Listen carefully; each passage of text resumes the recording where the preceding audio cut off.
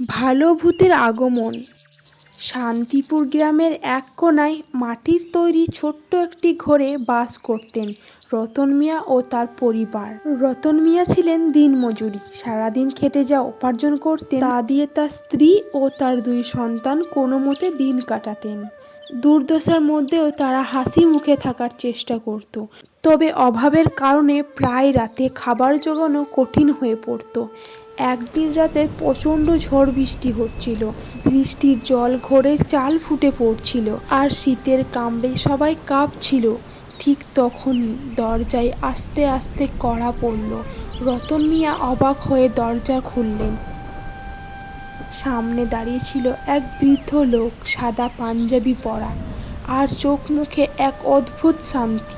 লোকটি হেসে বলল, বাবা, আমি অনেকক্ষণ ধরে পথ চলছি, প্রচন্ড বৃষ্টি আর ঠান্ডার শীতে আর সহ্য করতে পারছি না, একটু আশ্রয় দিবে?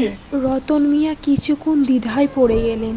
তাদের ঘরে তো নিজেদেরই কষ্টের থাকা, অতিথিকে কিভাবে সম্মান করবে?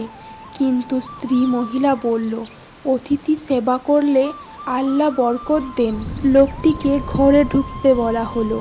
রহিমা তাড়াতাড়ি শুকনো একটা কাপড় এনে দিলেন। এইটা ধরুন, আর এইটাতে আপনার ভিজে শরীরটা মুছে ফেলুন।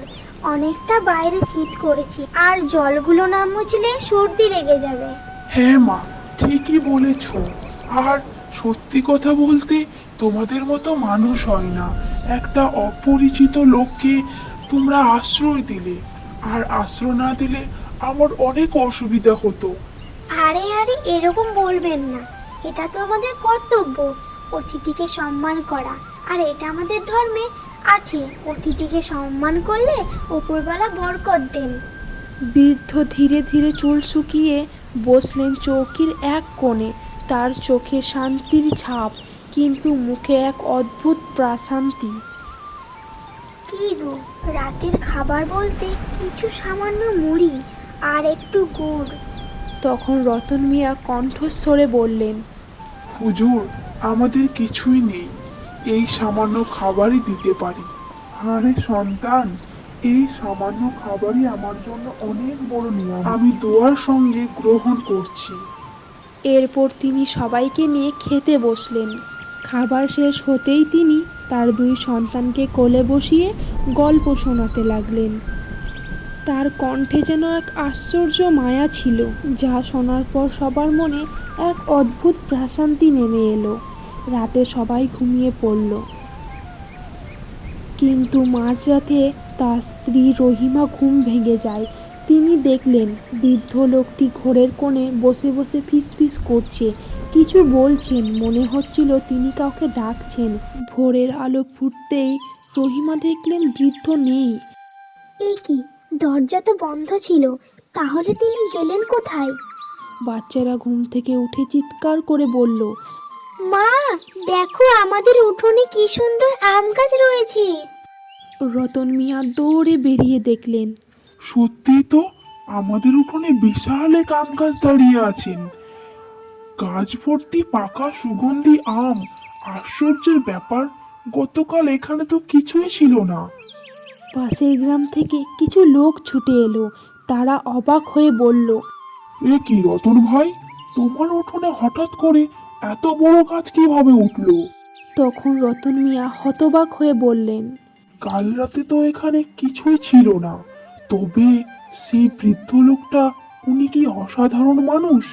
শুধু গাছ নয়, আরও আশ্চর্য ব্যাপার ঘটল।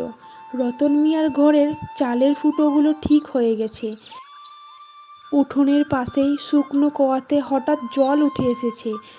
সবার মনে হলো ওই বৃদ্ধ আসলে একজন ভালো আত্মা ছিলেন, যিনি তাদের দুঃখ ঘোচানোর জন্যই এসেছিলেন।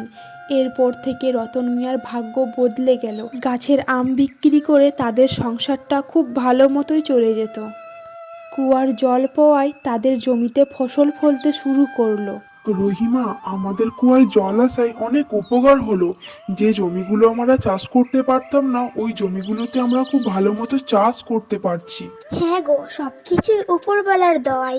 কাউকে উপকার করলে উপরওয়ালা আমাদের উপকার করবে। আর খুব অল্প সময়ের মধ্যে তাদের উন্নতি দিনের পর দিন বাড়তে শুরু করলো। রতন মিয়া ও রহিমা বিশ্বাস করলেন সত্যিকারের দান কখনো বৃথা যায় না। যে রাতে তারা এক দরিদ্র অতিথিকে আশ্রয় দিয়েছিলেন সেদিনই তাদের ভাগ্যের চাকা ঘুরে গিয়েছিল।